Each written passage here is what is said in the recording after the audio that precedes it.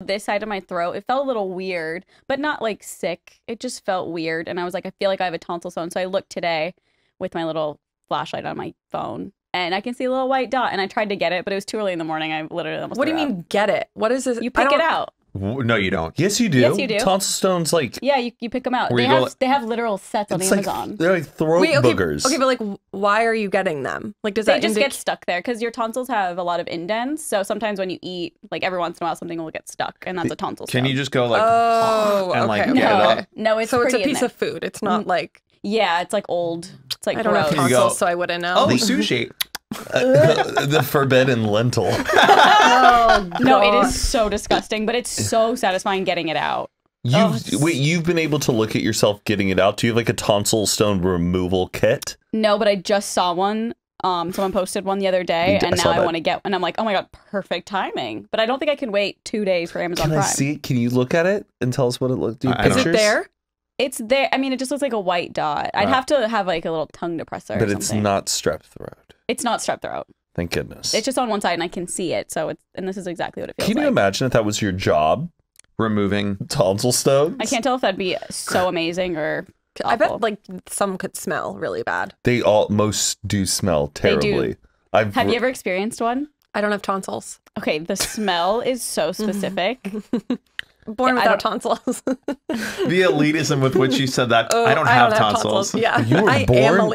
You were born without tonsils. No, I got them removed in 2nd grade because I would get like I would get strep throat like twice a month, and I would get giant holes in the back of my throat, and pus would just come out of it like constantly. If you get your tonsils removed, you cannot get I've never had strep throat since. Why don't you get your tonsils removed? Well, apparently, yeah, getting your tonsils removed is a great way of preventing like guttate psoriasis specifically. Oh my god! Yeah, get an There was appointment. a guy on the Facebook group who was like, getting my tonsils removed today, you know, to prevent like any future flare-ups, and everybody was like, "This, we're so jealous of that person." That's really interesting because I feel like you can't just like electively get your tonsils out. I think it's pretty hard to convince. Like it has to be really bad. Exactly. So I think I need to get like a printer and print out as many documents and then go to my doctor. Like I have to have it printed and being like, these are all the studies about like getting your tonsils removed and reducing the chances of guttate psoriasis.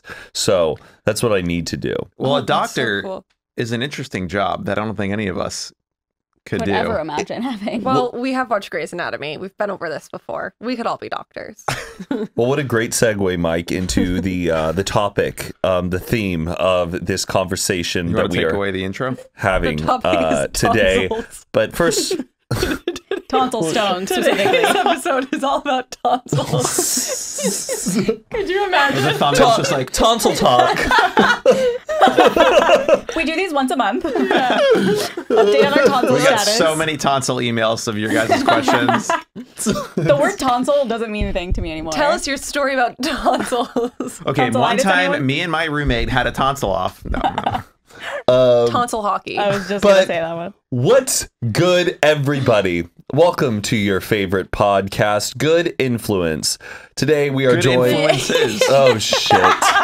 Matt, is this even your favorite podcast? Like, I know you have 3, but you can't even say I that don't name. know. I'm sorry. My brain's a little rusty today. okay. What's good, everybody? Welcome to your favorite podcast, Good Influences. I'm your host, Matt King, and with your co-hosts, Mike Sheffer, Carly Incontro, and Aaron Guilfoy. And today we are talking about jobs, not Steve Jobs, but regular jobs. Our first jobs, past jobs, Worst jobs. worst jobs, Best jobs. blow jobs. That's the only thing I had written down. It's the only thing on the sheet. Blow. Jobs, 1, blow. That's it. Hand. Hand. Okay. Anyways. But let's just dive right into it. When you knew that this was going to be a topic for today's discussion, what was the first thing that came to your mind? I thought of my very first interview because how anxiety interview. Oh boy, what was it for? Panera. Doesn't know. Panera. Did you go in acting like I'm gonna get this job, or were you really nervous? Absolutely not. I was like, oh, everyone hates me. There's nothing but worse. I did amazing. Yeah, I hate going like going in places and being like, "Can I have an application to work there?" It's so demeaning. Because that moment, the person like has to soak you in, like as a person. Yeah, they're like, "The fuck you mean?" They look you up and down. They go, "Yeah." And you're looking at people who might be your coworkers, and it's like, oh, how old are they? Are they gonna think I'm a loser? Are they cool? Are they a loser? Like, I don't know. It's a lot of that, especially because you're young. I think I was 15. So the Panera manager. What? You can work at 15. Or maybe I was 16. 15, 16, You could work at Kroger in like my hometown when you were 15. Wow. I thought it was 16 for some reason. Well, did you have to go into the Panera first, get the application, and then come back and then do your interview? Yeah, it's hard to remember exactly what happened, but yeah, it was just like. Did you get the job? I did, but it was one of those things where it was like, okay, we interviewed you. Thank you Good so work, much. queen. Good work, Carly. But it's the worst when you do an interview and then they're like, okay, so you'll have another one with the manager of the store tomorrow or something. Yes. Too. I was like, is it really that serious? Like, we're going to have an interview with the bread expert on Thursday. Then we have our smoothie chef on Friday. We had bread meetings. Oh my God, it was a whole thing. There was like a once-a-month meeting we all had to go to. And about the bread. What kind of questions did they ask? Did they ask you any fun ones? Like, if you were a bread bowl, what would be... a BuzzFeed quiz? Which one would you be? No, but I remember... So I also worked at Target, and I remember the interview being so harrowing. Like, they would ask the most in-depth questions, and I was like, I'm like 19. I don't know how the fuck to answer this. Right, like if a customer walks in and they're in distress and they're asking you to dial 911, what do you do? Yes, and I'm like, how about you tell me because you work here and I don't? Yeah, I hate that. How old were you guys when you had your first interviews? Ooh, I went into like Spirit Halloween. Like I had an interview. Why is that such a first Matt job? Did you not? Did you work there or no? Yeah, but only for like 2 weeks, and they never asked me to come back because I was 15, and I think they realized that was too young, and they had me do 2 weeks of work, and the person I feel like realized we need to let that person go. They never asked me back, but I got a paycheck. Did they just stop putting you on the schedule? Yeah, they stopped putting me on the schedule. They never like called you in and said, "Hey, this isn't going well. We're gonna need to let you go." Yeah. You just went in. You're like, "I'm not on the." I think so. It was something like that. I knew I was like, I shouldn't be there because I think I was too young. It was too spooky. And then a little too spooky. And then I was Chuck E. Cheese interview. And I knew I had that one in the bag. I feel like you'd be a great interviewee. You think so? Oh my God, you're so good at talking and just conversation. Oh, for customer service type jobs, yes. But like when I was trying to get like internships and like big boy jobs, I don't know. I wasn't really that good. Why did you know that you had it in the bag for Chuck E. Cheese? Because where did this confidence come from? One of my friends already worked there. Okay. And she had put in a good word for me. And then when I got there, she was already working. And she was like, oh, like Jerry's going to be interviewing today. You'll like Jerry. He's really great. And then she like already clearly had like established with the manager, like, he's really good. You'll like him. Yeah. So and I just charmed him. Did you wear a suit? A suit? You know what? No, I didn't. I think I wore just like kind of button-up dress shirt with like slacks. And do you remember any of the questions they asked you? Not really. I think it was mostly him just saying, "Tell me about yourself, and why do you like Chuck E. Cheese, and why could you see yourself here?" And how old was the person? How old was the person interviewing you? Okay, in my brain, probably I thought like 45, but looking back, he could have been 35. Yeah, that's like when you're a kid and you're like 16, you go to a job interview and you think everyone's like 40 and they're like 23. Yeah. And you're like, oh, they have a beard. Wow, they must be so old. What was weird is that all the upper management at Chuck E. Cheese's, they all looked like rodents. Well, they have that thing where they get plastic surgery to look like rats. But these people were like cartoon versions of rodents. Like there was like a really big cuddly mouse kind of guy who was one of the head managers, and then there was like this really like disgusting rat looking guy, and then there was a pretty like mousy girl. Like they all looked like I swear. But that was a fun gig. Were you ever creeped out working there? Or were you ever there like after close and you could just see the animatronics in the dark?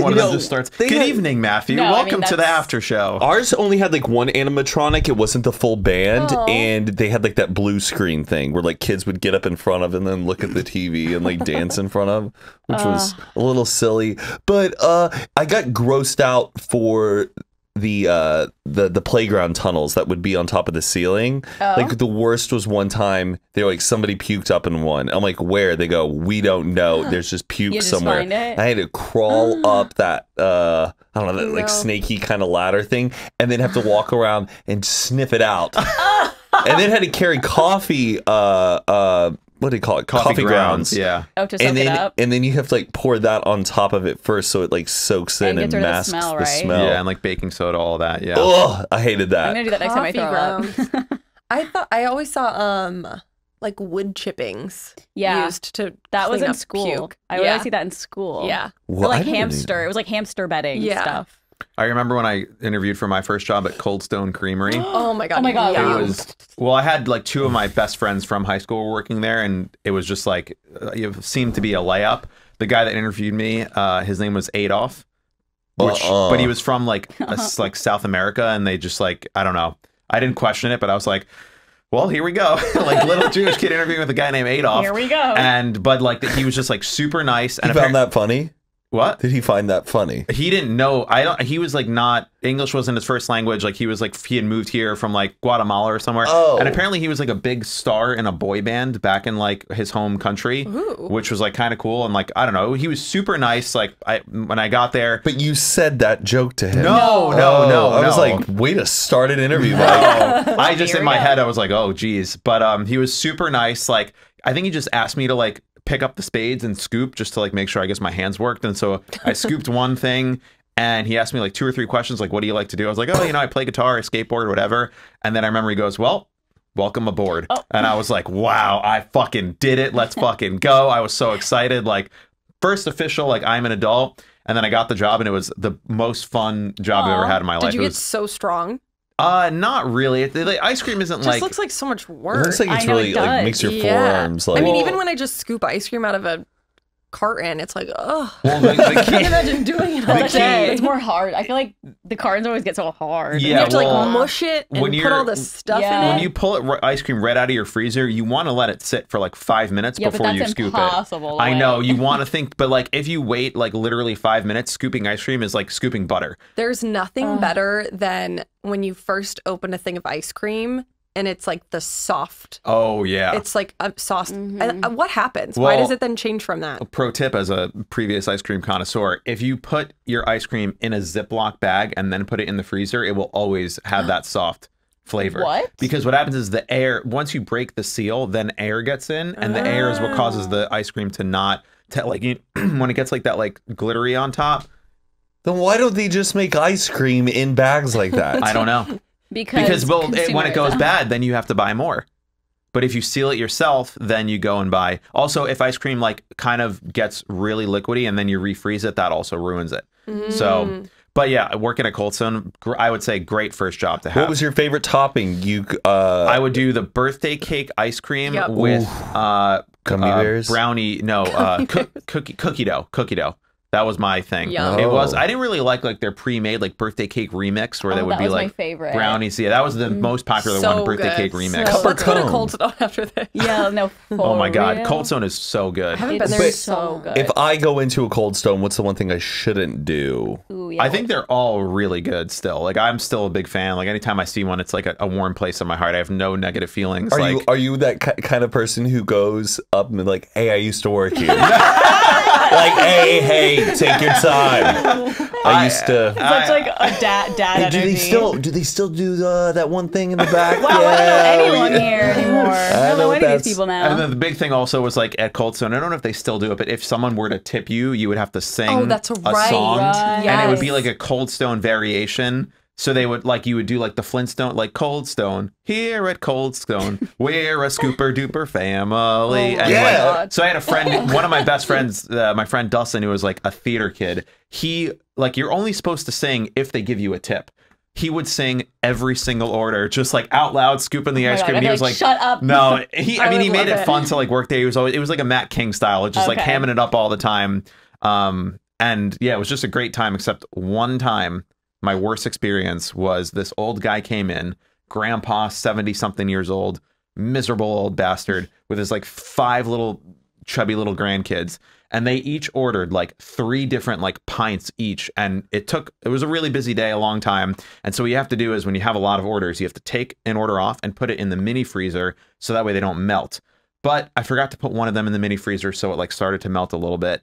And I went to go ring them up and like rang them up. Everything was good. And then they left and then they came back in and the guy goes, "Where's the guy that made these?" And I was like, "Oh, that was me. And did I miss something? I think I got them all out of the freezer." He goes, "Listen, do you see what this is?" And he showed me like it was dripping down the side and he goes, "You just ruined my birthday. This is not how I expected to be treated when I come to Cold Stone. You need to get your manager right now and you are in big trouble, son." And I've never been yelled at by an adult in my life. So I just started crying and I go to the back. I was like in the Cold Stone. I made a mistake. Like, I don't know. And the manager came out and like he like had to handle it and he goes, "Listen, sir, he's only 16. He's been here for a month. Like, if you want us to remake it," I want anyone to remake it except for him because he ruined my birthday. Dude, what is wrong with I was people? just like, it was dripping?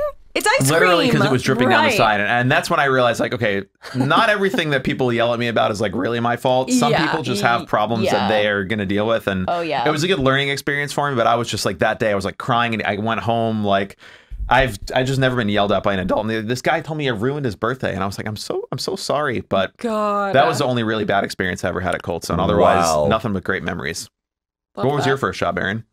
Like babysitting, but my first real job, I would say, was like, I think it was Under Armour. Under Armour? Mm-hmm. Like corporate? No, retail. Maybe don't arm her at all. Sorry. You know what? Do you want to go into your interview process and experience? I couldn't tell you. You don't remember? No.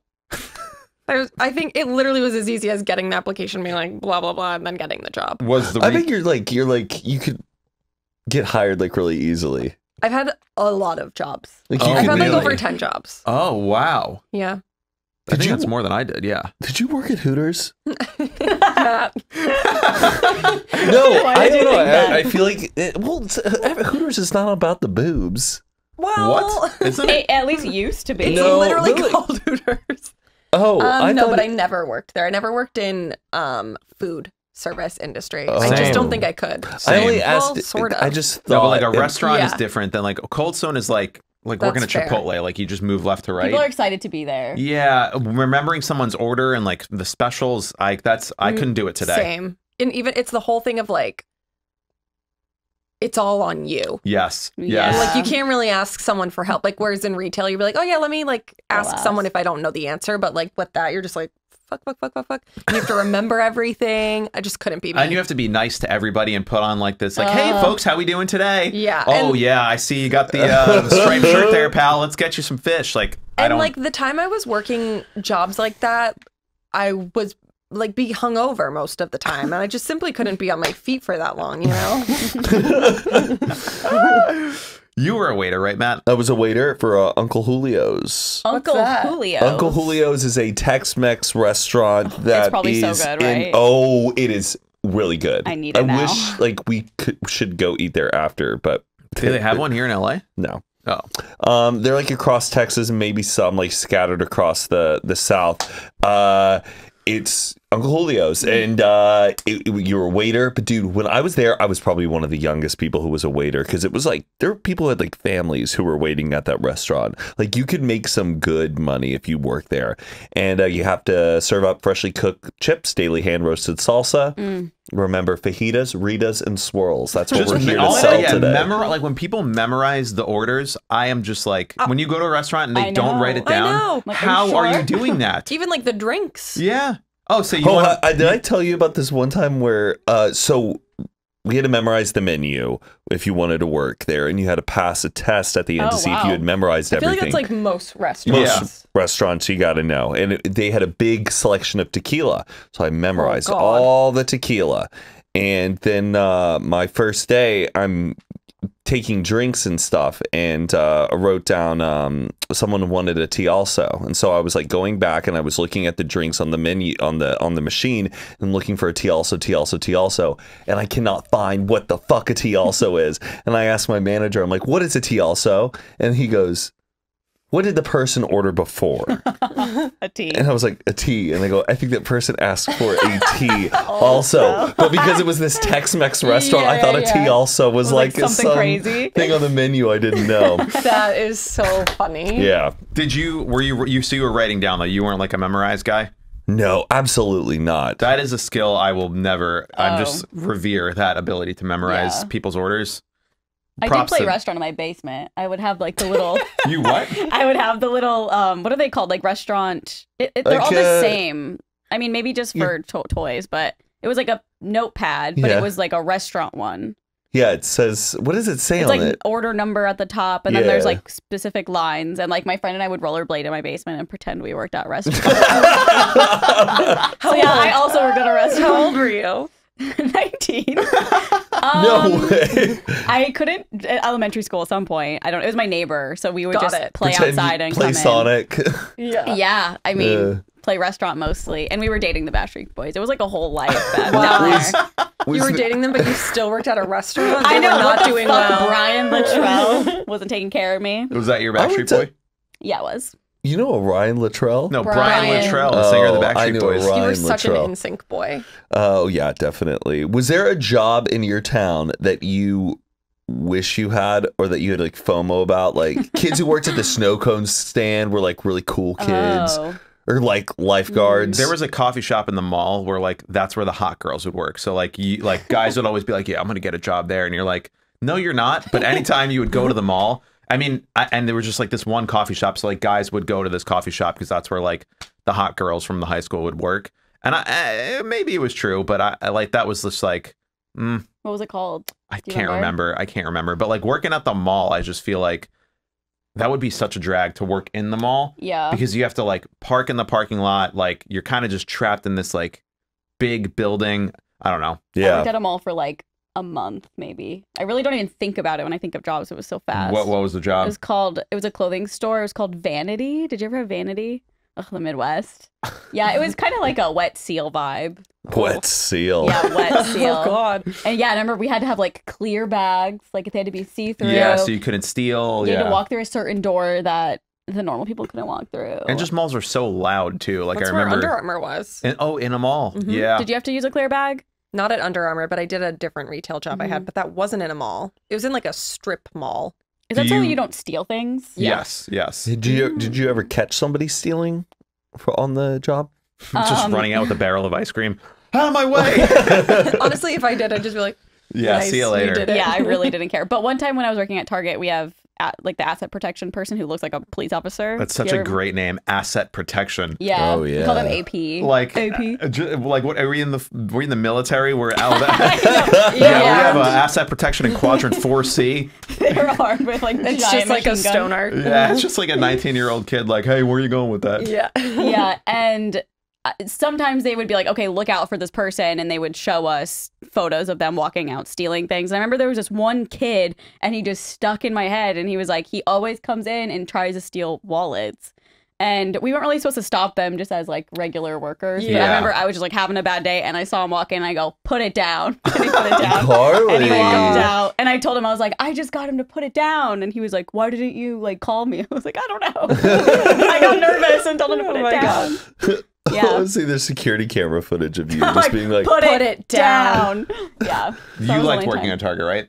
Yeah, I actually really liked all my jobs except for Vanity. Yeah, I also worked at Target. That me and Carly have in common. You were a cashier? Yeah, no, that was the one thing I could never do was cashier. Yeah, I never learned. I never like got trained on it, but I did Cold Stone because it was simple math. Yeah, basically, and like just I never. Don't you type in the numbers? Yeah, I know. It's the fucking worst though. Like, doing cashier. Yeah, I did the Cold Stone job for 2 summers, and then the same friends that I had moved from Cold Stone to Target, so I just went to Target. And awesome. That interview was like, I felt like, oh, I worked at Cold Stone. I can do anything. Like I've been scooping ice cream. Was the interview crazy? It was a little. I think I had like 2 or 3 people. There was like a British woman who interviewed me, so I felt like I was like in the CIA. Like, what you gonna do when you work here? And I'm like, oh, I can. Dun, dun, dun, dun. And then I remember they made you buy your own red shirt, which I was like kind of like just give me a fucking shirt. I thought it's like a particular kind of red. No. They basically like if all you need to wear is a red shirt of any kind, and then I think like khaki pants. Mm-hmm. And it's like an off red. It's like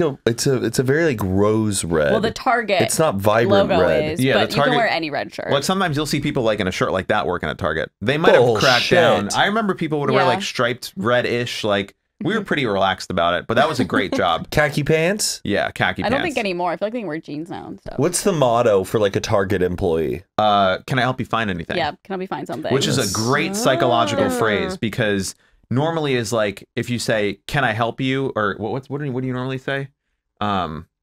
You're suggestively like, selling. Do you need help? Yeah, do you need help with anything? And then people don't want to feel like, yes, I need help, because then they feel helpless. But if you say, do you need help finding anything? That's an introduction to say, yes, now you can talk to me. But if they say no, then you feel like you can leave them alone. And it was a really easy job too. Like the only thing we had to do at Target is called zoning, which is where you just walk the aisles and all you need to do is just pull everything forward so it just looks nice. And that's like the only thing you have to do. When you're done. I was like, I feel like I'm in a Target commercial. Yes. Like this aisle just. And I love like walking around. Like Matt hates doing this. Like when me and Matt go shopping, in and out, in and out. We got to get in and get out. I will spend an hour in at Walgreens, just like walking down the aisles. I love looking at the ingredients. I love comparing the generic to like the main one. Like if there's every like time, it's the same shit. When but like I know, but there's always something new. There's like discoveries. Yeah, I would say I like to explore a retail space sometimes. Maybe it's clothing you like to get in and out of.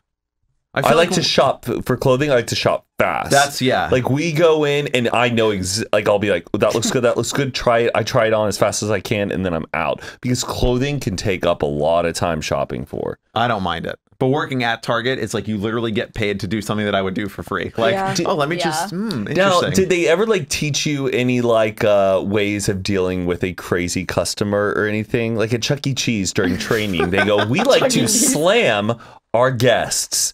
We like to smile, listen, apologize, and get the manager. Wow. And that's always stuck with me. Smile, listen, apologize, and get the manager. Yeah, that's a way of just like making sure your 16-year-old employees don't like escalate something into like a riot. Yeah, pretty much. Yeah, you just gotta, especially with food, you want to just keep your distance. I don't think they trained us to like do any like to slam people negotiation tactics or like de-escalation. Any job I had was like I feel like me neither. The only thing was like you call them guests, you don't call them customers, and how can I help you? And you say my pleasure. I still say my pleasure all the time when people say thank you. My pleasure. My pleasure. Because that was a Chuck E. Cheese installation? Yeah, they just said we always say my pleasure instead of you're welcome. It's like Chick-fil-A too. Yeah. And then after like your first jobs, did you ever have like a corporate like office job where you had to have a resume and like? I had a really cool job before I had my like first like office job. I was a mystery shopper. My mom did that. Yeah. What did she have to do? It was a lot of going to. It was either Krispy Kreme. Have you ever been to Krispy Kreme? Was it Krispy? Krispy Kreme. She had to take a bunch of photos in Krispy Kreme. We felt like crazy people because we'd be literally taking photos of the line and all this stuff. And then also apartments. Like she'd have to go and talk to a like apartment manager about renting an apartment. Oh, so she was like going on behalf of like the clients to assess the process or the customer experience for things, right? What did you do? So I was a mystery shopper for credit cards. Oh. And I found this job on Craigslist. And looking was it real? And looking back, I would have thought that it was a scam. How old were you? Sorry to interrupt. I was like a freshman going into my sophomore year of college. Okay. So I wasn't 21, but I was definitely 20. I was just trying to figure out if you were a teen or in college or something. Yeah. Or maybe it may have been right before college. I can't remember. You were looking on Craigslist for summer jobs? Okay. I feel like that was normal, right? Yeah. Because I would do that too. It was a very normal place to look for stuff. I never thought about that. Pre-Craigslist being sketchy. Yeah, pre-documentaries about Craigslist. Yeah. Okay. I didn't have... you likely to get kidnapped via answering a Craigslist. I just always thought Craigslist was like for buying like stuff, like tickets or like... jobs. They have like housing. And it's a lot of people who are looking for like a quick hire. Like they want someone to come on for like a short time gig to do something. And I was wanting to do something that was not like in one location the whole time. I wanted something that would look cooler on my resume than working at Chuck E. Cheese's again. Right. So I found this one. It was being a mystery shopper for this Swedish guy who had a credit card company. It sounds like a scam right away. And he wanted me to conduct some field research, and basically gave me an entire list of all of these stores around the Dallas Metroplex, and gave me 3 credit cards and this little Palm Pilot. And basically, he gave you 3 credit cards? It wasn't. Yeah, it was 3 credit cards. Like usable credit cards. Usable credit cards. This sounds like you participated in a crime. No, he wanted field research because he wanted me to then go to all of these stores around Dallas and go in and see if they accepted the credit cards or not. And I got $10 to spend on each card, and I got to either keep whatever I bought with the card, or I got to keep the difference of the money that I didn't spend. Does that make sense? Was it like a American Express Actually, Visa? I think it was 2 credit cards. It's way too many. Was it just like a Visa and a MasterCard? One was like a Visa, and one was another type of card that I didn't recognize, but a lot of places accepted it. That's what he wanted to see. Okay. That does sound like a scam. But it was also like these really weird banks, because he just wanted to know for his customer base where these cards were accepted in the Dallas Metroplex. I don't think this is considered a mystery shopper, by the way. Well, like a mystery shopper, like my grandma used to do it too. That's like a mystery shopper is for like the management of an establishment to understand what the customer experience is like and if the employees are doing.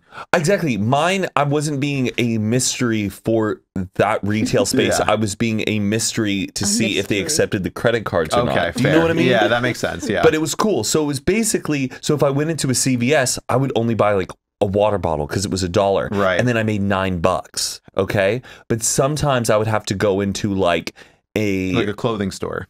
Yeah, like not Gucci, but like an Ann Taylor, or like something that was really high end, where then like the cheapest thing would be like a $20 keychain, and then that would deduct from my past places. Yeah. That is a little fucked up. A little fucked up, but I loved it because I got to drive around in my car, go all over the Dallas area, walk around malls, go into all these random stores and places, and see a lot of parts of Dallas I normally wouldn't see. And were you plugging all this into your Palm Pilot? Yeah, plugging all this into the Palm Pilot, and I would have to do 2 transactions, and it was a fun job, and I made like $3,000 doing it over like a 2 weeks worth of work. God. It was like I had some money. Nice. And but sometimes I would like fuck with people on the job, or I would wear like I would wear like a Harvard sweater when I would do it, and then just to see if people would be like, do you go to Harvard? I'd be like, I just got in. Yeah. Just play a different character. Yeah, I would play like different characters with people, or I would go in and do like a British accent and act like I was like somebody else. Because I don't know, I just love that. I would just play with it because I would just go into all these different. And then you could put that on your resume as like financial field analysis operations versus like Chuck E. Cheese. Yeah, like I was a field consultant or something. Financial like that. Analysis consulting. Yeah. Yeah. The resume padding was that was the big next step, is like, how do you take your your like very day-to-day Target and Cold Stone job and make that into like, I wouldn't know how. I do a lot of things there. I do customer acquisition, royalty, reward, like your food process server or whatever. It is. Like, resumes are all bullshit. Different words for helping customers. For your first job, yeah, it's like I assisted in administrative pursuits for the management. Like, no, you helped customers find their shampoo in the aisle. I had a really cool resume when I was in college. It was very like upfront. Instead of saying experience, I just say what I've done, and then like skills, I say what I've learned. Oh, so it was a little bit making less it a traditional. little, yeah, like it was very to the point, and I would get callbacks for interviews because they were like, I just like this resume because it stood out. But now I don't know. I think it's changed. That was very like 2010s. It was very like now stand it's all out. like now it's like don't bullshit. And there's like AI that just reads like you just send in a video doing a TikTok dance and you're hired. Here's what I'm. Here's why I should work for the company, bitches. I got the Zans. And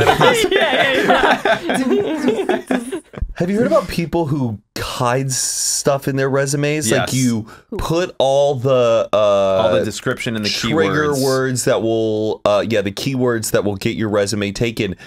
You put it in like white text and like a super small font all around the margins of it. It's like some Taylor Swift shit. Yeah, like, well, so like you can put certain things on your resume, but then there's the job description and it's all like AI based. So what people, which I think is even like, they don't even accept anymore, but you would take like the entire job description and add like way more keywords and write it in like a super tiny font in the color white. So that way a computer, if it's like reading the actual text, will see it. But if a person prints it out or looks at it, they don't see all these extra things. And it supposedly like would push you to the top of the algorithm for a resume, so which is so tricky. I would love soft tagging. Yes. I would love if I was in charge of hiring, just call out people going, so I notice you just put this in white text all around the border.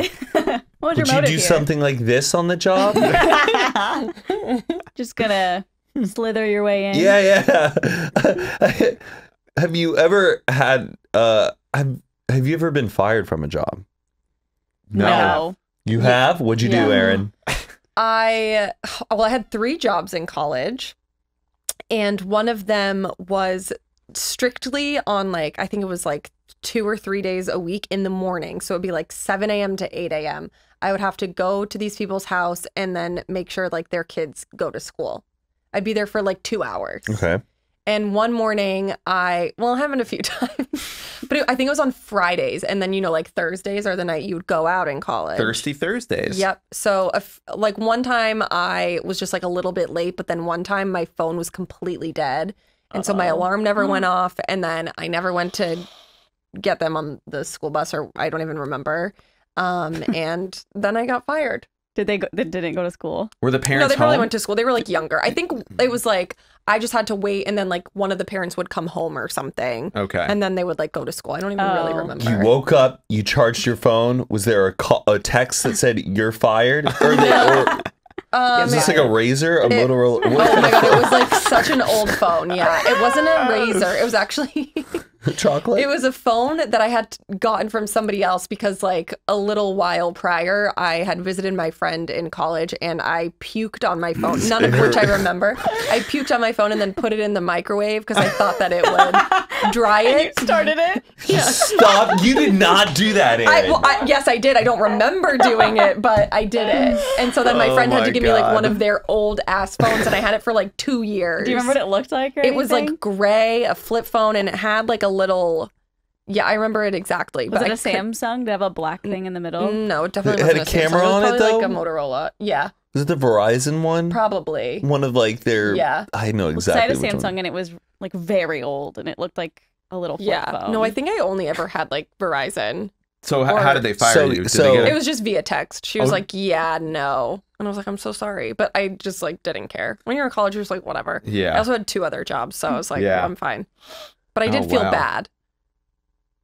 Have you ever worked at like a scam? Did you apologize? Yeah, of course. No, I was just like, oh, fuck you. I'm really disappointed in you. Okay, man.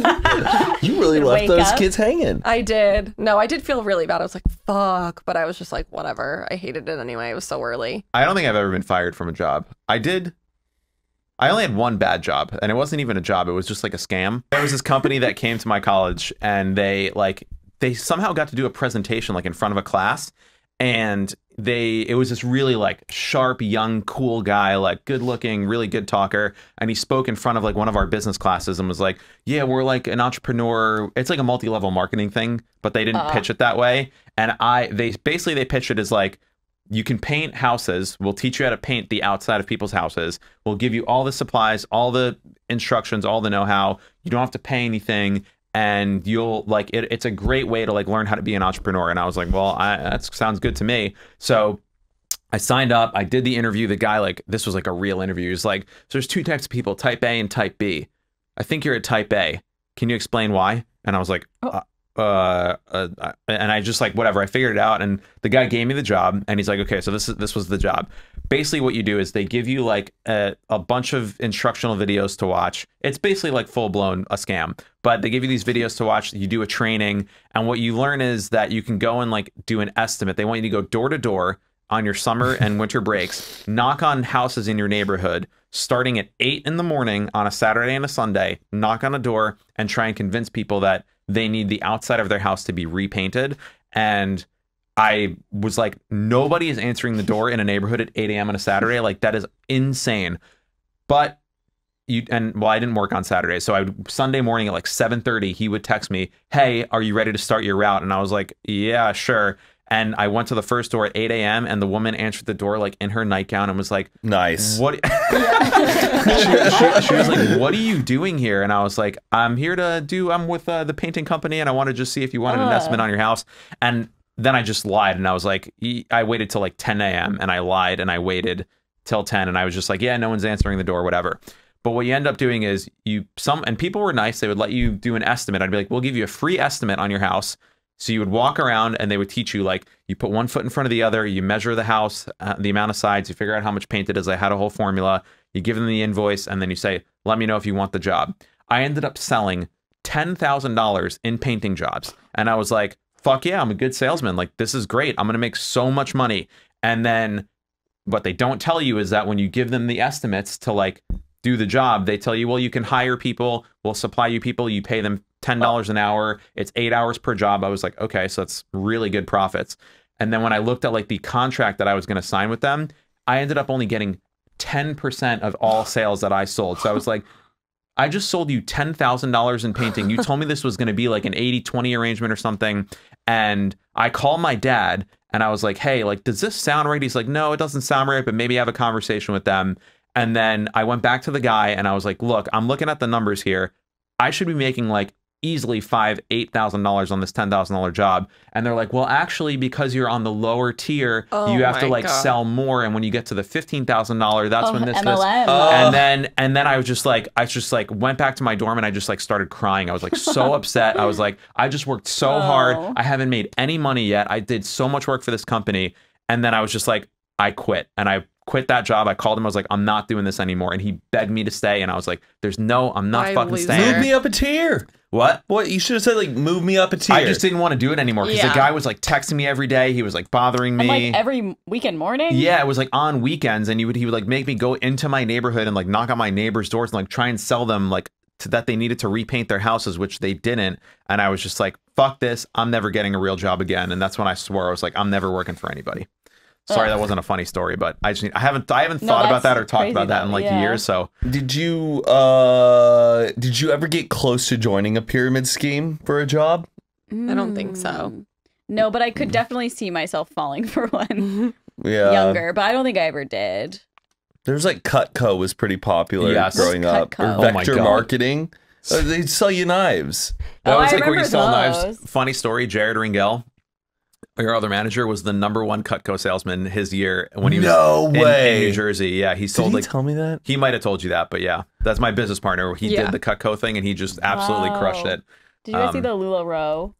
No, but that's another pyramid scheme too, right? Yeah, and I guess my cousin was like a top seller. Like she actually made a lot of money from it, but most people as good influencers, I think we should say like multi-level marketing. If you are sold on like the idea of, well, I'm going to start my own business, but I just need to pay $450, and if I get people to join, then I make more money.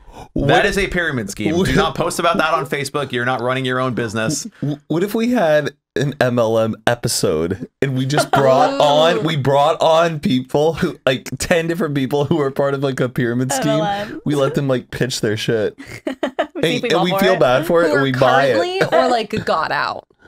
No, I want to listen to someone. I want to listen to somebody who is as part of a pyramid scheme and then pitch it to me. I listen to 10 different people do the same thing. Oh my God, I know. I know. That would I be still kind see of them bad. on Facebook and I feel so bad. Like you'll see like these, people who are just, I'm starting my own business. And it's like, well, it's another brand, clearly. So it's not your business. We like know people who've done it. Like our old roommate did it.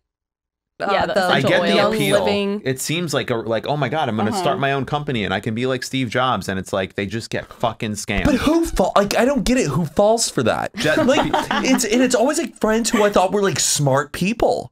Like what? What are you doing? I know. What are you doing? I could not answer you. I fell for it when I worked at that like the painting company. Like it seems like the way it was pitched to me was essential oils. Like come on. Like, come on. My best friend did that, but she is like, I think you would have a good conversation with her. She like went in knowing exactly what it was, and she would never sell to like her friends, but she had a following on Instagram and like her teacher network. So she like is like, okay, well, these are all people who I think would like this kind of stuff. And it did well? Yeah. I would say, but she would never ever like sell it to people that she like knew actually. I would say anything that you need, if any job that you need to pay to work there is likely a scam. 100%. Yeah. Which is just academies and stuff. Yeah, like or pay $400. I think she got to go to like a retreat. Oh, I bet she did. Like in I bet she did. Yeah. Did she wear? She was like, sure. Look at all the small business owners together working for this big brand. Like, yeah, no, you'd love to talk to her because she's like a very intelligent human. And like when you talk to her about, she's like, I'm not stupid. Like I know exactly what it is. But I feel like so many people get like wrapped up. They're like, what are you talking about? Like, this isn't an MLM. And their garage is just filled with orders that they pre-bought because they got. Buying. Yeah. You should watch the LuLaRoe one. It's really good. Oh God, there's it's a so kid depressing. I know on that I went to high school with who's now I think he's like a millionaire because he created a pyramid scheme, but just sold the image of success. Yeah, that's what a lot of these people do. First it was energy drinks, then it was like this financial like foreign exchange cryptocurrency shit, but it's always like, look at this Rolex, I'm on a jet right now, I'm in front of a Rolls Royce. And then it would show him like at this convention of him talking to people, getting them to join the academy, and the people in the audience look like they're some pretty like low income poor people. And I go, that is the saddest thing, that they just dangle this image of success for people and lure them in that way. If someone and then rob them of like their own money. If someone is selling you the way to be successful, they're like, if someone sells you the idea of how to make money or the secret for how to make money, the course is how they're making money. Yeah. Like, never buy a course on how to make money. Like, if you're making all this money, why do you need to sell this course? Yeah, exactly. Why don't you just give it away for free? Why am I paying for... If you're already a millionaire, why do you need to sell a book? I don't know. What was the last job you guys had before you quit and was like, I'm going to do social media? Like, what was the last job that you had? I was an accountant. You were an accountant? Well, I did accounting. I wasn't supposed to be an accountant, but then I like became one. What happened? I remember this. Give me the story. I don't know anything about it. You had that big PC black laptop, right? It was like two screens and everything. Yes. So out of college, I graduated with communication in public relations major, and I did nothing with it. I really didn't want to get a job, but so then my first job out of college, I still nannied like that family that I would tell you guys about. But then I got this job working for like a family friend they would send me court documents and I had to like make sure that there were no errors on them. And I did that for a while.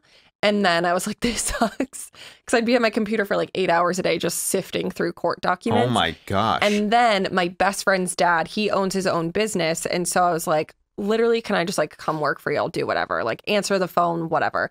So that's like kind of how it started, but then he would never be there.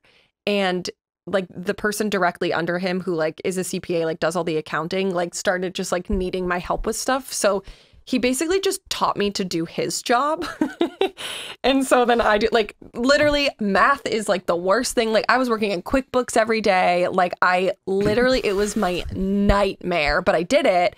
And so then I did that when I moved. I did that for probably 4 years. And when I moved to California, he let me keep the job remotely. So like they would always come over, and I was working on West Coast hours, even though it was an East Coast company. You were waking up at like 5 a.m.? No, I was working West Coast hours. Oh, West Coast. Okay. But it was nice too, because I could be like, yeah, I'm at Starbucks, but I'd be like out filming videos,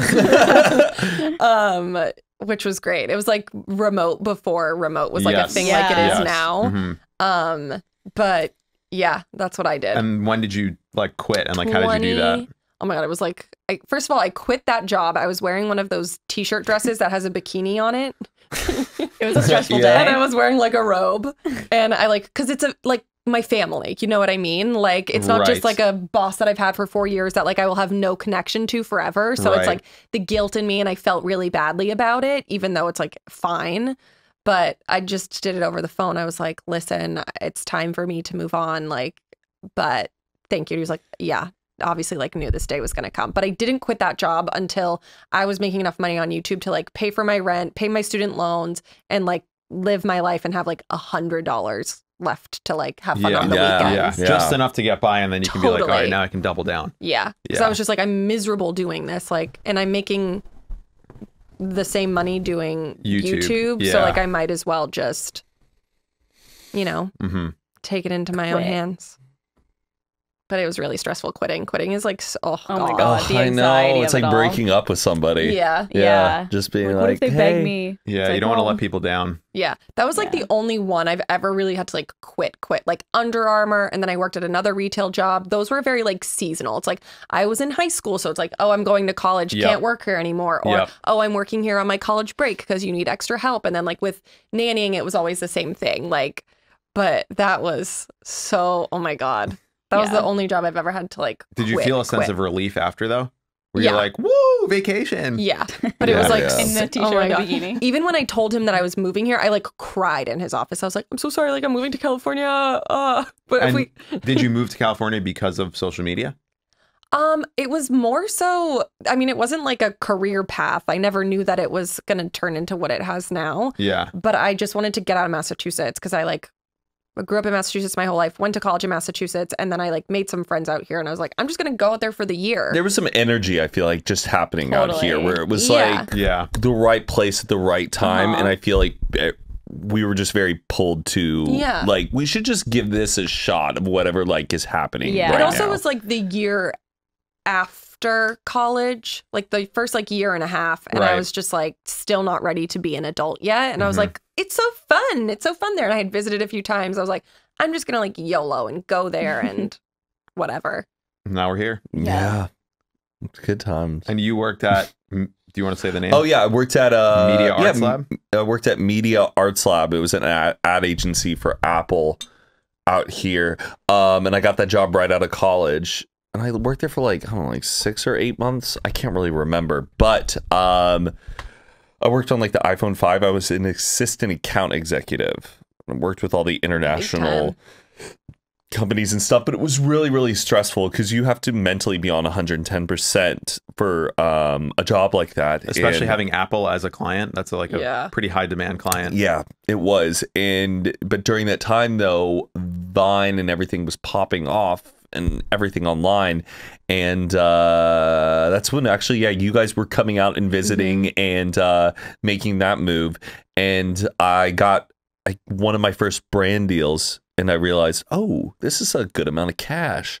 I wouldn't have to be this stressed out every day with this job and have more freedom to go spend time making content with other people. So I quit that job, and I said, hasta la vista. Was it scary quitting? Hasta la vista, baby.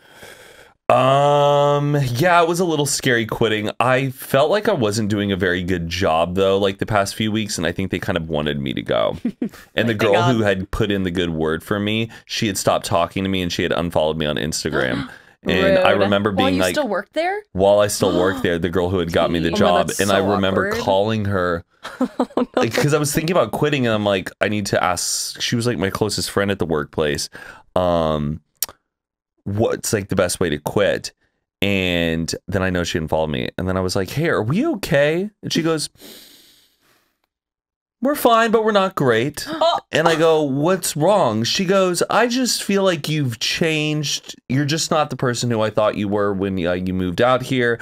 Because she was like, someone's jealous. Making vines, but like I wouldn't say in a way where it was like she was taking it like seriously, but she wanted to take herself seriously like as a viner. And apparently one night when I was out and about with like a whole bunch of viners as a group, we were like, let's take a picture. I asked this friend who I worked with, can you take a picture of us? And she was pissed I didn't ask her to be in the photo. So she was kind of jealous in a way. Yes, but I didn't realize like, I didn't know she was taking Vine seriously. I mean, she had like a couple hundred like followers. Yeah. But like I was like, I don't know, on that time I was like having like, I don't know. What an asshole. What an asshole. You know what? Maybe I should have been more aware. And I'm really, really sorry. She's doing great. But that just ate at me. No. I followed her, but I saw her in a commercial recently. Oh, there you go. Yeah, she's killing it. But I feel bad. And like sometimes I've wanted to reach out to her, but then I'm like, it's just eating no, you up. maybe just let it be. Can't stop thinking about Let it. sleeping dogs lie. Yeah, but I remember it was a weird, nervous thing about having to like admit that I needed to leave, but they were really happy about it. A good thing is like whenever you're about to leave a job, usually they'll never take you up on it, but say, I want to make this process as easy for you as it can be. So I'm willing to help find someone to take this position, train them, help make sure that this is smooth for you. Usually they never take you up on that, but that's a nice way to like soften the blow and get them to be like, okay, you're leaving with dignity. Unless they're toxic and like abusive, in which case you don't owe them anything and just see you later. Yeah. It was when I had to tell them that I was moving to California, it was so nerve-wracking because I told like my boss, like my best friend's dad was my boss, but he was never there because he's like, you know, running the company. So he just has everyone else do everything. And it's a really tiny company, like maybe 6 people work in the office. Wow. And so I went to like my direct boss and was like, okay, I'm moving to California. He's like, okay, you have to tell him. So then I had to do it 2 times. Oh my God. And it was like the worst thing. And I just remember her dad was like, why? One, because like he personally knows me and is like, why would you do that? Like something like that. Yeah, you have a He's job like, why here. would you be moving? But he's like, okay. Scary. Wow. It's Good like for it you. was like my second dad basically. Yeah. And it's like, oh my God, I'm disappointing all these people. And what was your job before Just social Target, media? but I was moving here, so it wasn't easy. Oh, so you didn't have like a big like resume 9-to-5 No. office? Nope. Yeah, that's you avoided catastrophe. Yeah. Mhm. So Those far, things are- anyway. yeah, that was the one thing I always knew in high school. I was just like, I never want to have to be a guy that like has to give a resume to someone and like get a briefcase, wear a suit. Yeah, Go to an it's office really every day, like, intimidating. I oh think when my you're younger, God. that's what you think a job is. Yeah, I wanted to sell houses so bad when I was a Oh, yeah, kid. you'd be a Real estate agent? Yes, but I Nice. realized I would not like that lifestyle because you have to sacrifice a lot of your weekends. and after hours. Like, Yes. people Oh, are, yeah. when people All of are that. done with work. I just wanted to go show houses It and does like sound kinda convince fun, though. people why they need it. Maybe later in life I could see myself Yeah. just doing it as a if you side get into thing. like really high end real estate, like $10 million plus, the people that you're selling to, then you can do like daytime showings. I could because sell a house. you think so? Oh, I'm sure. Would people want to buy a house from me? Like, No, I think you'd be great at it, for real. I would. I don't know. I just would like being a real estate agent is really just mostly about personality and network. Like it's not, there's Well, not but- that much. Yeah, but then you got to do paperwork. No, you have people that do that for you. Like if you're doing good, you can just work out like a branch or a Yeah, but firm if or you're something. starting up, Yeah, but you like got to know how to do all of the nitty gritty. yeah, you like get your license and then like it's not that difficult. Like I feel used like, to is work it still with that like, much paperwork? Yeah. Can't they just like do a DocuSign. Yeah, DocuSign. Well, they do it on the computer, but it's like doing all the terms and like the numbers and all of that stuff. Yeah, you have an office I think manager. you belittle a lot of professions. No, not belittling. I'm just saying you like if Matt is doing like real estate as like Matt King, I feel like he could work at like a brokerage that has people to do the paperwork for him. Matt, Just work at Selling Sunset. Yeah. but yeah, like that's what I'm saying. Like Oh, the people, yeah. those people that I mean, like you have know their Christine. Uh-huh. Call her I know, up. yeah. Christine, should I DM her? Like, can I be on Selling Sunset? Can I try to sell one house and Yeah. see what it's like? I They don't think- really do it, so. Yeah, I don't think she has her license. Well, like right? when you have I like don't a know, personality, they're not doing like is the price right? They have like office managers and contract people that do that for them. Well, I don't know if because that's- our real yeah. estate agent, she was working on all the paperwork stuff. Some people do it all, but I when feel you like work at majority. do it all, Yeah. I don't Like, know. think about, like, in terms of the whole United States of America. Oh yes, in the entire United We're States. just talking about L.A. Well, I'm talking about specifically if Matt King himself right now wanted to be a real estate broker, like you could just find some broker just like, hell yeah, we'll do it all for you. Just go. I need to go take the exam. Yeah, you have to Yeah. do so many things. I want to study for something You and should like take pass it it. without studying to see what happens. Oh my see if God. it Oh no, passes. it's impossible. Or like a practice one for a Yeah. podcast You or need to know, if the tenant wants to move their house 6 feet in, what type of permit do you need to get? Like, And, Well, I'm sure there's do multiple it. choice. It's a 5:30. 5:30. That's been studying. Do you know what an ADU is? An attention deficit. no, Understanding. Understanding. additional Yeah. dwelling unit. Is that what Yeah. it stands for? Oh. Yeah. That's what you Well, used that's to what live you in. think. No, you used That's to, your opinion. You used to live in one when you lived in Didn't that. he just live in a back house? Yeah. That's an ADU though, right? A guest I house. think it depends, yeah. Is it an ADU if it's been constructed to be that and it wasn't before? Yes. Like how your garage could have been. Yeah. But if it's already a house, it's not an ADU, like a back house.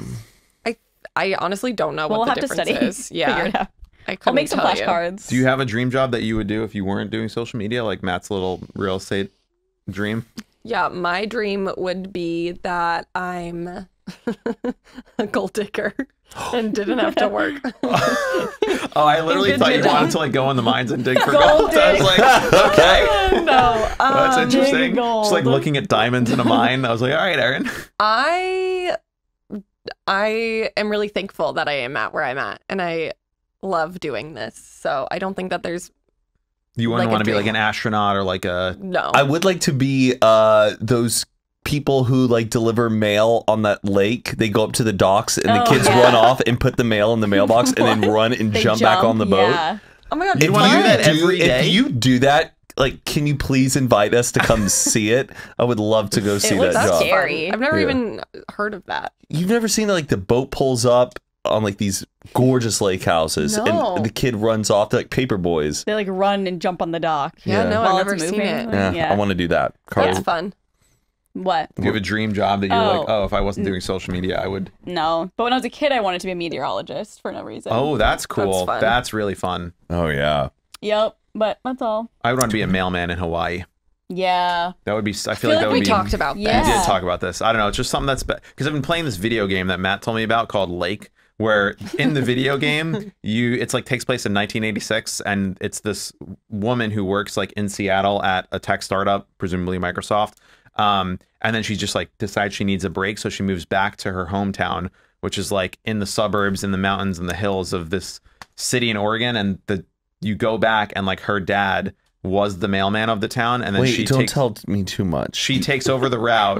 And basically the game is that you are now taking over a mail route and you're just driving around a mail truck in 1986. It's a cozy game. Delivering mail. And it's just like, it's such like a pleasant, just like, putting mail in the mailbox. A librarian too. Oh yeah. I feel like the thing for me about being a mailman in Hawaii specifically is that would be like a retirement job. Because I feel if I went there now to do it, I would just be like looking at everyone who's going to the beach and like going and like doing fun stuff that I'd be like, oh, why am I doing this? Yeah. Like I'd have to be like 65 and like, oh, I'll just do this for the day and then have a nice night. Have some tea later. Yeah. I will say like there is a thing about people who stop working like when they retire. I think it's an average of like 7 years after you retire. You die? Yeah. Oh, but people who keep working, like my accountant is 86 and he's still working every day. Dang. And then like, people who will retire at like 70 will, you just got to have something to do. I feel like parents don't have long. This life it's not about hard work. It's about hard thinking. Also, I just feel like retiring, like my dad retired and then like immediately was like, I'm what bored. do I do? What do I do? So then he just got a little job at a golf course. That's exactly so that what he I'm could saying. golf there for free and like would just do random stuff at the golf course. A retirement job. Yeah, that's a good way to think about the Hawaii like such thing. A cute little time in your life because you're not like working to make a living. Yes. Like you're working to relax. You're doing your thing. Keep your mind working, interact with people, do something different every day. And it's like a hobby that he likes. He doesn't do it now though because they moved. But and I was like, well, aren't you bored? Yeah, what do you do all day once you retire? That's kind of daunting, honestly. Yeah, so you got to do what if you can, do what you love while you can. Mm-hmm. Yeah. Did you guys know I worked at a hair salon? Oh, interesting. Yeah. Who did? Me. Worked at a hair salon. My grandma owned a hair salon. In a tanning salon. Actually, I worked at a tanning salon when I was like little. Like I would work at my grandma's like tanning salon for like a day. Yeah. Like during the summer, whenever I was in Indiana, I would like clean up the beds. That's actually really weird. As a little kid. Just like people sweat from their butts and stuff. My friend's dad, naked, who I later went on to work for when we were like kids, like teens before we could get jobs, they would send out mailers to people and he would pay us like $10 an hour to stuff the mailers and like do the licking them and putting them in a bin. Oh, licking a stamp. Yeah. Do they still have lickable stamps? No, like the envelope. Oh, the envelope. You like licking a stamp? I didn't know you could lick them. Oh wait, no, you used to be able to lick stamps and lick the envelopes. I hate doing that. I love the envelopes that have the peel off. Same. Well, they didn't exist then. I know. And then ever since, I will only order those because of the Seinfeld episode. Yes. Wasn't it his wife Yeah, dies his or something? fiance, because he picked the cheap envelopes for their wedding, and then and she licked licked them, them and they were made out of poison because they were so cheap, and then she died. It's all I think about now. If I ever have to lick an envelope, I'm like, That sounds like a no documentary. envelopes are actually made out of poison, but that is funny that you're just like... It is true, though. It's like, what am I licking? Yeah, like it can't be good. It's adhesive. I'm going to make the public lick these. We would use, so we wouldn't lick them because we were doing like hundreds of mailers. We would get like a little sponge and then dip it in water and do it. Yeah. But sometimes they would get so wet. Oh, yeah. But anyway, we're going to move on to listener submissions. And holy hell, there were so many. I posted it on our Instagram the day before we recorded, and we got so many emails. Like we were still getting them this morning. Dang. Like in crazy numbers. Hot topics. Like at least 100 between this episode and the roommates episode we're also recording. There's some competition. Yeah. So we're gonna need to figure out a way to read all of them at some point. But if you ever want to submit, we post what the topic of the episode will be the day before on our Instagram. That is Good Influences Pod on Instagram. And then you can email us at goodinfluencespodcast@gmail.com. What if ones that were like really good, but we couldn't get around to, you just shared the screenshots like on the Instagram story? Good idea. Like almost like a Reddit thing, or like they make like... The thing is though, like a lot of them are like discussions. Oh, okay. Okay. Sorry. If it was just a crazy story. Yeah, maybe... I just feel like Aaron said this, but one episode could be us like doing a lot of random emails. Oh, like okay. listener An advice submissions. segment Yeah. or something. Cool. All right. Let's hear the first one. It's my favorite segment. Okay, the first couple are like serious, but then we're gonna get into We'll make them funny. the lols. I really love my job and I love working with my coworkers, but I don't like going out with them outside of work. They're just not the type of people I would hang out with. I always try to get out of plans with them, but they insist on rescheduling so I can come. And every time I do go out with them, I don't have a good time, and it just feels like I'm at work without the pay. I don't know how I can get the hint across that I don't want to go without sounding like a complete ass. Yeah, that's a tough one, because that would be like if I was just like, I'm having a party on Saturday, and I didn't invite you guys, and then you just like saw on social media. Not that we're only work friends, but like people who do work together, sometimes they don't have other friends outside of work, and then like they want to include everyone. You just got to set boundaries. Just like, hey, I actually have some personal things I'm going to be doing, or I have a personal thing to attend to, and I won't be able to do that. And I also would just prefer to keep work and life separate. You just got to set boundaries, or just do it once a month. That's what I was so gonna it's say. Just Rare. you go, I've hung out with you guys, I still socialize, I can hang, and then maybe if you're ever finding yourself hosting a party, invite them, you know.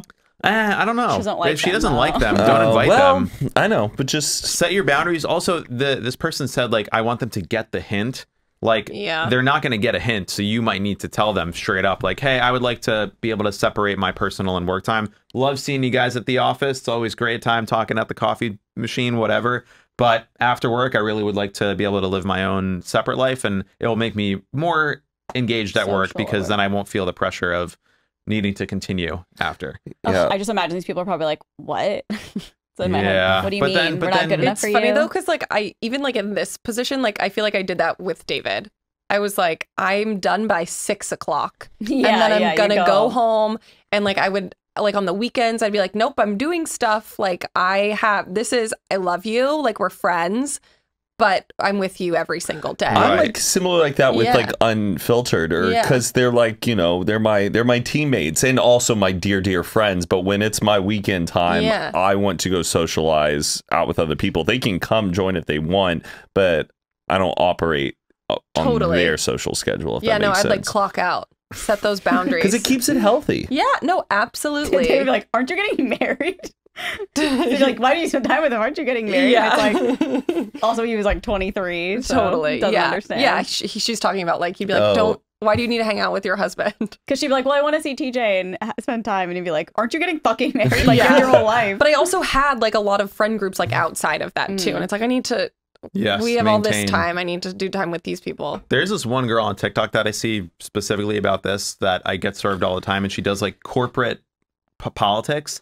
And it'll be like where it's a sketch of two characters, and the one was like, okay, so I'm gonna need you to do this report by tomorrow morning. It should take you about 2 or 3 hours. And then it cuts back and she's like, well, it's 4:50 p.m. and my workday ends at 5, so I can have this to you tomorrow by noon. And then it's like, well, why don't you just do it tonight? It only take you a few hours. Well, my working hours are from 9 to 5 p.m. So if you want to pay me additional time or show me my job description where work hours are after the fact, I'm happy to revise. I also learned another one that was like a hack for if your boss assigns you something like additional to do on top of you're already doing so much work for them, put all of the things that they want you to do in a list and then go to them and go, so if you want me to do this, can you rank what's the most important versus least important? Yeah. And sometimes though they'll be like, actually, you're already doing too much. I'm going to give this to somebody else. Right. And that I just like setting the boundaries and re-putting the impetus to hang out or like do work on the other person.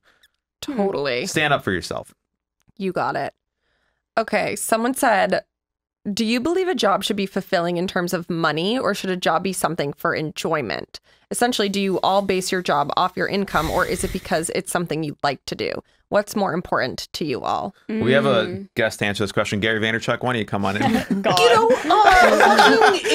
old are you? You're 23. You got plenty of time, bro. Plenty of time.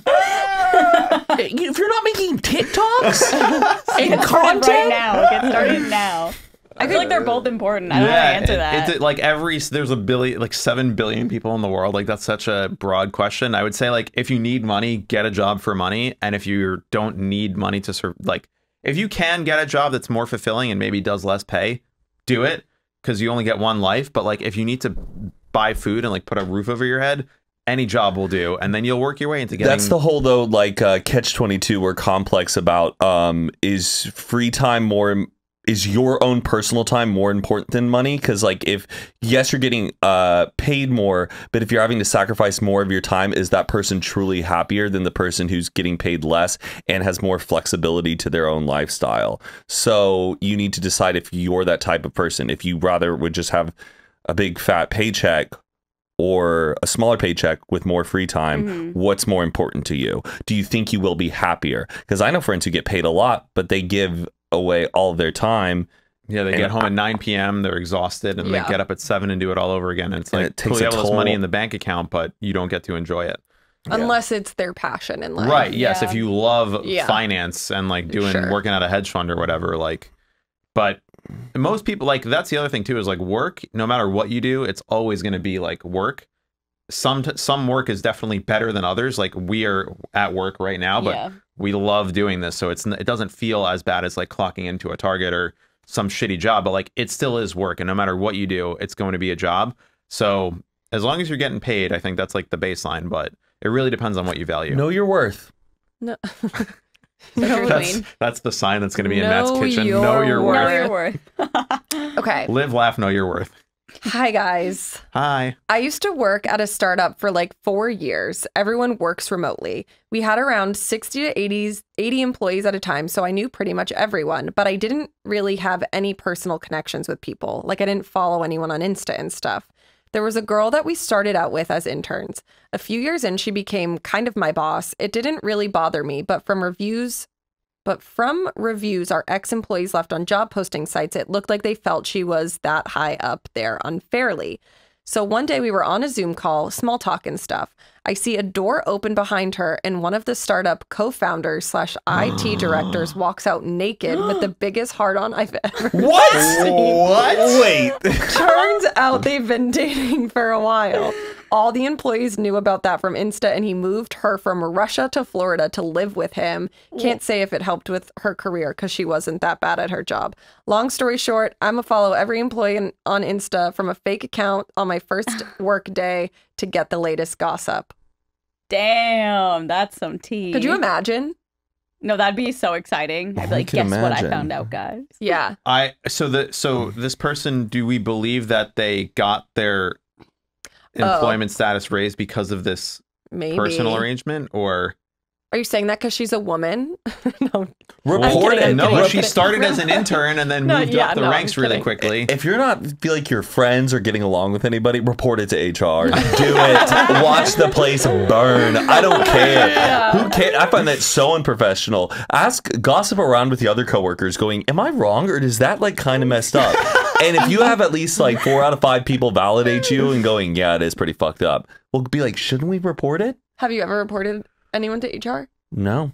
Just my Spanish teacher for drinking in class. Oh, yeah. You can listen to that in our school episode. Yeah, that was a good story. God, the Zoom thing, that is like, have you ever been on a Zoom where there was like something you shouldn't have seen or shouldn't have heard on a Zoom? No, but I wish. I don't think so. There was one, I had one Zoom call like last week and it was with like a pretty high up dude at this company that we were talking to. And I'm friends with him. So we were on the Zoom early and he didn't realize that his video was on. He was didn't have his shirt on because it was like hot out. And I was like, hey bro, I can see your nips. And he was like, oh my God. And he turned it off right before the call. But like, you see so many of those. Like a woman like brings her laptop into the bathroom and like takes a poop while she's on a call and doesn't realize that. We don't poop. Oh, sorry. A person. Like, have you ever seen that? There was like a big article that came out that like a person didn't realize that she was on a Zoom call and brought her laptop into the bathroom and they were all just like, we can see your toilet and like we can see you sitting on it. And like it was like a 30-person call. My God. How do you not notice? I know. I'm so aware because sometimes like I feel like if you're on a Zoom call, you might just like minimize the screen and then forget maybe that like because you have to like be looking at something. And I guess if you're on it like all day too, exactly, or if you're like normally you turn the camera off and then you just forget the one time. One time we were on a Zoom call like in a meeting and TJ just came in from like outside doing a workout. He's like, oh my God, watch this video, and like has the video on full blast, and I was like, I'm on a call. It makes you feel better. I didn't hear him at all. No, I mean, I wasn't like mad. It's just like so funny. Like Zoom is just so funny because it's so true. Like how, he was outside. How would he know unless I was like verbally speaking? Yeah. It's very funny. Also, did anyone use Zoom before the pandemic? No. It was Skype. Yeah. Skype really fumbled the bag. They had such a good head start and then... Did Zoom become a thing because of the pandemic or was it already they were around. Okay. And I just didn't know. They were like a bunch of like senators and stuff that bought a lot of stock in Zoom in like January of 2022 and they cleaned up. Wait, 2022? Or 2020, sorry. I was like, what? No. Wow. 2020. Dang. They knew. They did. The pandemic is curated. The plandemic. Yeah. Okay, job. I work at a child care center. I work at a child care center and the children are unhinged. My first day on the job, I was watching some kids for lunch and one boy ate his food and started sobbing out loud, then proceeded to projectile vomit all over himself and the table. I thought the term ankle biters was a myth until a kid bit my leg a couple weeks ago. Then he proceeded to try and come up behind me and bite my leg again. They also tell the most horrendous stories without batting an eye. One girl told me her best friend died and lost his toes. Another boy had told me I looked 30. I'm only 22. And when he said his grandma was 100, another girl said, oh, she's gonna die soon. 2 of our 6-year-olds claim they're gonna get married and even got rings for each other that they wear every day. It's a fun job and keeps me on my toes. Terrible pay, though. I just thought that was like a cute funny story. Good. I was like worried there was going to be a question. It was like, how do I deal with that? I'm like, they're kids. No. I think it's just like so funny. Kids like, say the darndest just picturing things. This girl, like children are unhinged. I know. Do you think you could be like a preschool teacher or No. like you can't wrangle up kids? No. I could. Camp counselor? Yeah. No. I think I could because mainly because I like nannied and I also like I wouldn't be the teacher that's like, oh, sweetie, it's okay. I'd be like, oh, your crayon broke? Well, whose fault's that? You know what I mean? Like, if they did something to break it, I'd be like, oh, well, who did that? But only if they were, like, being annoying about it. Yeah. I think I'd have, like, a good balance with kids because I think kids are so funny. Like, to me, this is hilarious. No, yeah, that sounds like a riot. That sounds like a hoot. That's like a daycare, though. I feel like there's a little more composure, like, inside of a classroom, but, like... I think I could do it. Yeah. There's a certain type of person, though, needs to be, like, able to handle kids. I always feel bad for, like, teachers who, like, teach 6th grade Oh my and God. like you'll read on Reddit like my 6th grade class made me cry today, and I'm like, I know. they're 12-year-olds. Like, why? How are you getting like? I know, but they'll can be mean. I know, No, they're but like, scary, especially and middle you can't be schoolers. like, shut the fuck I up. know. I'm being a little judgmental, but like I can't, I'm like trying to like put myself in the position of like, I guess if you're there every day and like you interact with those people more than anyone else in your life, like more than you do with adults, Yeah, it'll chip away it can at you start for to like sure. wear down. Yeah, especially when you're an adult and they're kids and they're mean to you and you can't like be mean back to that. Yeah, It's like a and they're bunch of just- Karens that you have to and they're be nice so to. honest. Yeah. Right. You look ugly. I mean, I'd be like, well then, fuck Imagine if me. you were having a bad day and like you were Yeah. down on yourself and they said that, it'd be my breaking point. Yeah, Yeah. I'd literally walk out and be You're like, you figure out ugly. math. Yeah. You figure out math. They just Becky. like poke at you. Even in Yep. high school, I remember like the bad kids who would be mean to teachers. Like even then I'd be like, Ugh. what the fuck are wrong with these people? Yeah, Like, How do yeah. you do that? And like I Yeah. could never be in the teacher's position where like I'd have to be the one to control that, especially with older kids. Yeah. They get mean. 16, 17-year-olds. Yeah. Oh my God. I know, like I always- avoid like if I see like a group Same. of them in public, Same, I'm just scared. like I'm literally I scared. go on the other side of the street. I just stay I away know. from them. I'm like, I don't need your judgment right now. Mm-hmm. Oh, that's And really I couldn't funny. imagine being a teacher who's like dedicated my whole life to that and like wanting to help them like grow as humans and then they're just fucking dicks. Yeah, that's a fair point. I guess like I'm thinking about it like I could go in for a day and like wrangle a bunch of 6th graders, but Oh, if you yeah. do it for years and years yeah. and like I mean, Yeah. everyone loves the substitute. yeah, true. It's also Yeah. easier because you're not the bad guy. Yeah. What You know, the you're su- not the one grading the papers. You're not the one like making them have a bad day. Yeah.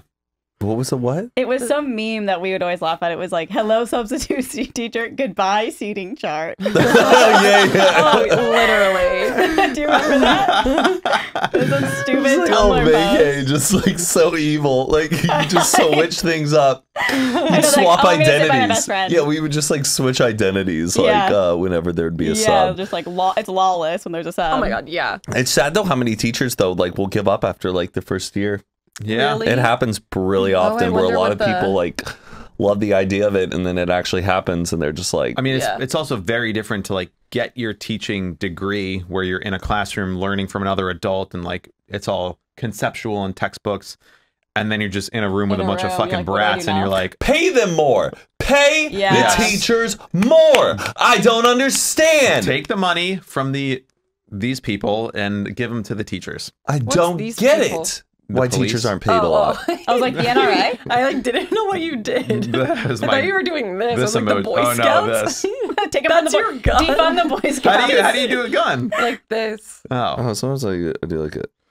Clearly. the teachers Which should is be funny paying because more. it should be like, Or bang this bang. is the trigger, not up. Or whatever. I do like this, like pop, pop, pop. Okay. Have you ever shot a gun before? Yes. Like skeet shooting. Oh, fun. Yeah. Oh, that's really fun. I I've shot a wanna real try. gun. You have Yeah, I've been to a shooting range. shooting range? Yeah. Indoors or outdoors? Indoors. A pistol? I don't think it was a pistol. It's just like one of the black ones. Handgun. Yeah. I really want to try, but I'm scared of it. Also, I'm you're in a so room with scared. people with a bunch of guns. Like, how people not go crazy That's what in there? freaks me How out. do people Yeah. not go But I crazy? feel like those places are the most contained. Like everyone there has like their license. Yeah. They have to take like courses and all of that stuff. I know. I get really. I don't know. Yeah, let's get off the topic of guns. Yeah, pay teachers more. Almost got killed on the job. Hey guys, so I've worked at Topgolf for over 3 years now. Topgolf? I'm finally quitting this summer. And I have a horror story about a guy who got arrested this summer. It was a Sunday night and this guy came in with this girl to play. Super chill, not a big deal at first. Once he was done playing and eating and whatever, he gets a tab of like over $100. He claims he works for Callaway, which is the golf company that Topgolf is owned by, although he doesn't have any identification to back this up. My manager, is that what people call like women managers now? Oh, maybe. Manager. Manager. I love Funny. that.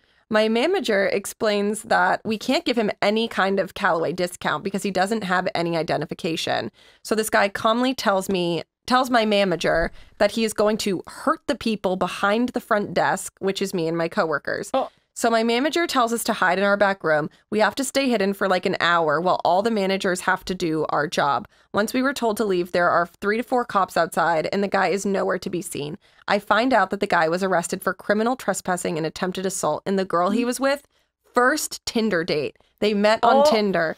Anyway, that's my story. Oh my gosh. Imagine you're on a date and that happens. I would be like, Jesus, thank God it was a first date. Your date commits assault and trespassing and then gets arrested. Do you think... I just want to know what his dating profile looked like. Oh my God, yeah. I know. Like, could you size up if somebody was that crazy, or did he really look that normal? It's probably just... Also, it sounds like this guy's probably pulled some scams before that have worked. Like, going into like a Chuck E. Cheese and be like, oh yeah, I work for Mr. Edwards. And, Mr. Cheese. Yeah, Mr. Cheese. Like, because now you can Google that stuff so much where you know who knows who and social works engineering. for Callaway, I would never know that they owned Top Golf. Yeah. Sometimes like, I put it on the Callaway account, and they're like, oh sure. Sometimes for like bars or clubs, I've Googled the owner's name, like if the wait's been really, really long, and just be like, hey, is Johnny like working tonight? And they're like, no, he's not. How do you know him? I'm like, we're just old friends. And they're like, okay. And they like let you in. But like, what happens if he showed up? I'd be like, hey, it's me. Yeah. And they go, and then you, I don't know, you just figure out. I would be go, like, we met that one time. You said that like I could nervous. come, and they'd be like, yeah. But like, you'd be able to do that? Yeah. Oh my God, I would have the worst anxiety the whole time eating. So I'm Matt, like, what I'll if give this you man the tip that I shows just came up with. If he shows up, you just be like, oh, sorry, I thought it was a completely different Johnny that I know that works here. And then you can get yourself out of it, and you don't need to look but like... What if he gets like, really mad? What if he's like, no, you're a little bitch who came into my restaurant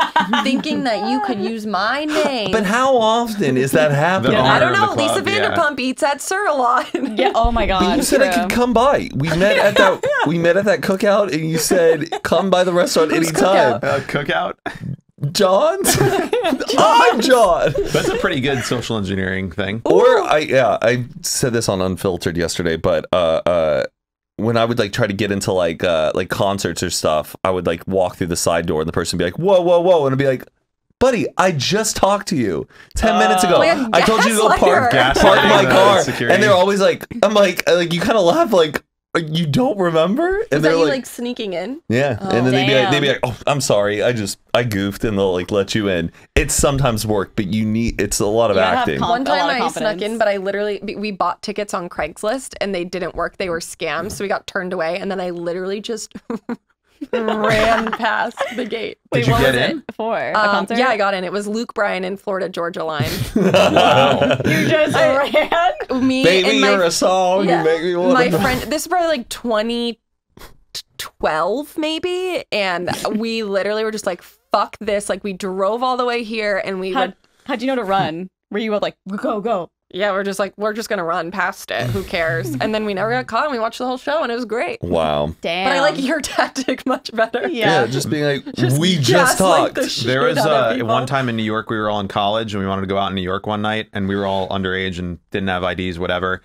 And we somehow just came up with this idea. There was like one club that we wanted to go to. And we just came up with this idea that we knew that the band Phoenix had just played Madison Square Garden that night. And nobody knows what Phoenix looks like. Like, you wouldn't know if... So one of the tallest friend pretended to be the manager. Oh my God. He went up to the bouncer at the door and goes, hey, I'm the manager of the band Phoenix. They just sold out MSG. They're just looking for a place to come and get some drinks after the show. Is it cool if we can get in? And there was a huge line, like minimum bar tab. And then we just walked up, like didn't speak. We all spoke to each other in Hebrew because they're French. So we just spoke in another language. And the guy like looks us over and we're all like just like kind of be cool. And the bouncer's like, Phoenix? And he's like, yeah, they just played Madison Square Garden, bro. We got to get them inside. People are going to start looking for them. He goes, all right, come on in. And we got in pretending to be the band Phoenix. Wow. So that's like another hack. Like if you want to pretend to, you could just like look up who's playing that night in your like venue and then just pretend to be that Phoenix. Well, oh yeah, I have Beyonce here. Beyonce. Just TJ, like my client Beyonce. Yeah. You have to go with a band that like not everyone like. If you said I don't know, like the 1975 I want to see what people know. Phoenix looks like and see. We'll do it after. Oh, okay, fine. They're just like regular white guys. A little bit of social engineering for the end. That's what we put on our resume. Good at social engineers. Good at gaslighting. But you know what? If you got a job, If you've got a job, comment below if you have a job. Yeah. Well, thanks for watching another episode of Good Influences. We love to read all of your comments, all of your submissions. Comments on comments on our Instagram, comments on YouTube. We got a lot of audio listeners too, which is great. Yeah. So if you're an audio listener, audio gang rise up. But if you are an audio listener, come on over to YouTube, check us out there. You can see all of Matt's hilarious faces and the new styles of clothing that we're all, I don't know. Just watch it, okay? Yeah. But even if you don't watch it, just put it on in the background. Yeah, Justin Bieber play it while you're sleeping with the volume all the way down. So, yeah, thanks for watching, and we'll see you next week. All right. Bye. Bye.